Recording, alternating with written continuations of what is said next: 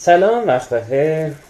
ما تا امروز اومدیم کلی تعریف از مفاهیم اولیه استارتاپ، ایده و مشکل صحبت کردیم. خیلی به زبان ساده کار ما راه اندازی یه اپلیکیشن سلامتی هست که افراد بیان اونجا مشکلات روزانه ورزشی و تغذیه و سلامتی خودشون رو مطرح کنن و با هوش مصنوعی جواب بگیرند و از طریق همین اپلیکیشن به متخصصین حیطه سلامت، ورزش و ماساژ و اینا وصل بشن.